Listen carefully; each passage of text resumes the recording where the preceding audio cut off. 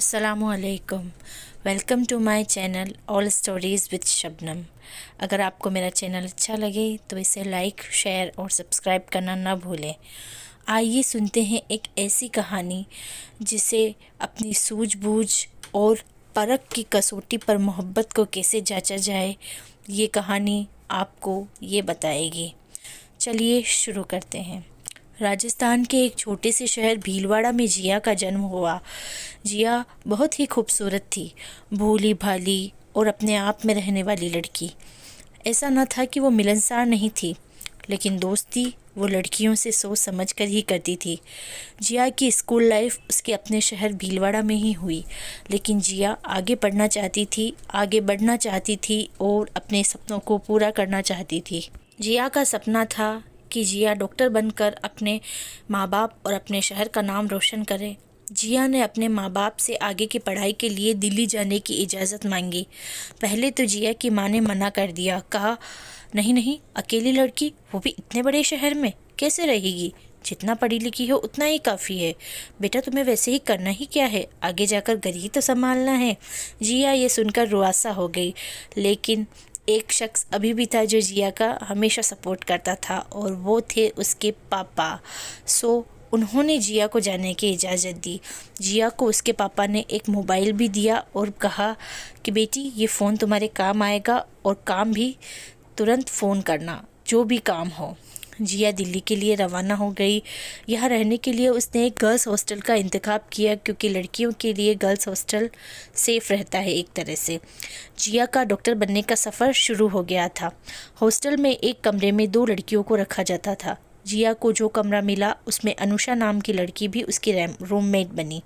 पहले तो जिया उसकी काम मुताबिक बात होती थी, क्योंकि वो जिया को थोड़ा अजीब सी लगी थी, लेकिन जल्द ही रूममेट होने की वजह से और अनुषा का फ्रैंक नेचर होने की वजह से दोनों में दोस्ती हो गई और दोनों ही एक दूसरे से पहचानने यहाँ मैं आपको बताती चलूँ कि जिया जहाँ अपने आप में रहने वाली लड़की थी और वहीं अनुषा अजनबियों से भी पहचान बनाने में पीछे नहीं रहती थी। उनकी यही आदत उन्हें एक दूसरे से अलग बनाती थी। जिया जहाँ किताबों से दिल लगाने वाली, वहीं उसके उलट अनुषा अपने मोबाइल और लड़कों से अपना टाइम पास करने वाली लड़की थी।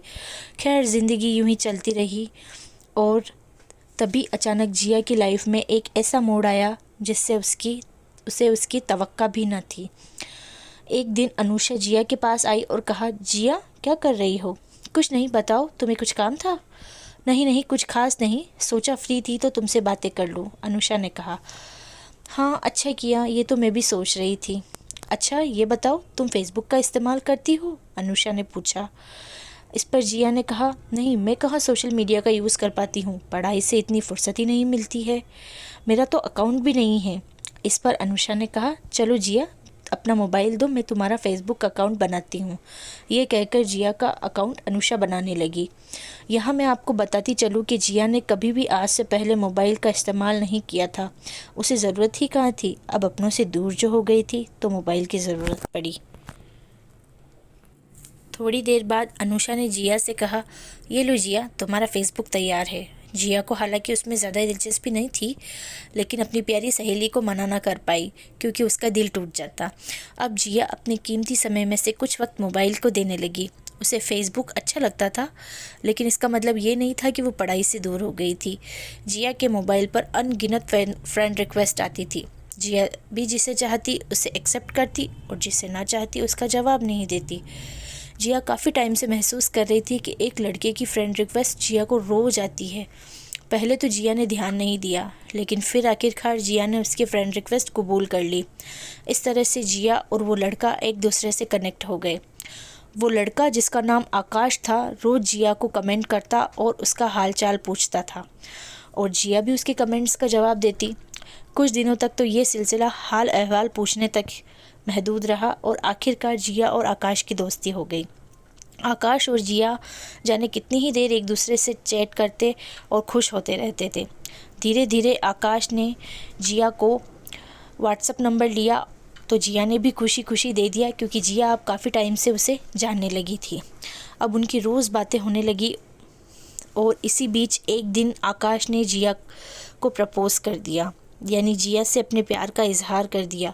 जिया भी खुश हो गई और हाँ कह दिया। आकाश जो जिया का महज फेसबुक फ्रेंड था, अब उसके दिल का राजा बन बैठा था। आकाश रोज़ जिया को प्यार भरे मैसेज भेजता और जाने कितनी ही बार अपने प्यार का इजहार करता। आकाश अब जिया से मिलना चाहता था, क्योंकि वो और जिया एक बार भी नहीं मिले थे, क्योंकि जिया ये कम ही अच्छा समझती थी। हालांकि वो बात रोज़ करते थे। नया साल आने वाला था और वो जिया से मिलने का शिद्दत से ख्वाहिशमंद था। एक दिन उसने जिया को फ़ोन किया और कहा, जिया, नए साल के जश्न के लिए मैंने एक होटल में कमरा बुक करवा लिया है। अब हम नए साल को खूब सेलिब्रेट करेंगे और धूमधाम से जश्न मनाएंगे।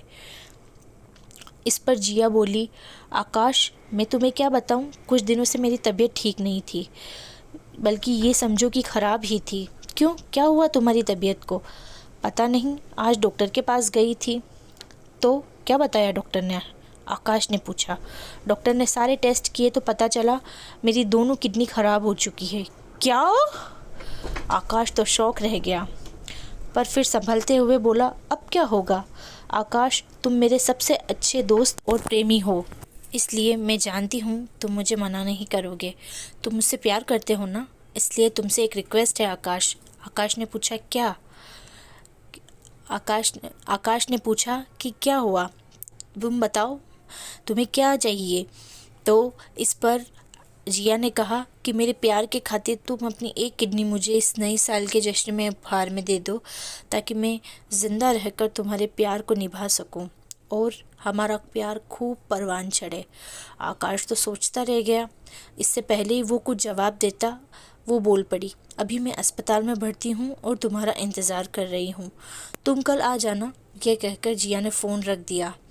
आकाश सोचता रह गया, उसे कोई जवाब देते ना बन रहा था। आज आकाश और जिया को बात करे हुए 20 दिन से भी ज़्यादा हो गए थे। आकाश का कुछ अता पता ना था, उसका मोबाइल भी स्विच ऑफ आ रहा था। तभी अचानक आज बाज़ार में जिया को आकाश दिख गया। वह दौड़कर उसके पास गई। अपने सामने जिया को देखकर आकाश तो घबरा गया और नज़रें चुराने लगा, इधर उधर देखने लगा। जिया ने भी मुस्कुरा कर कहा, आकाश जी, इस तरह मुझे अच्छा देखकर चौंक गए? क्यों, क्या हुआ, हालत ख़राब हो गई? जिया हंस पड़ी। आकाश भला क्या कहता, उसकी तो हवाइयाँ ही उड़ी हुई थी। जिया ने कहा, न ही मैं बीमार हूँ और न ही मेरी कोई किडनी ख़राब है, मैं तो बस अपने इस फेसबुक फ्रेंड को परखना चाहती थी, इसलिए ये सब नाटक किया। आकाश नज़रें चुरा रहा था और जिया जाते हुए हंस रही थी।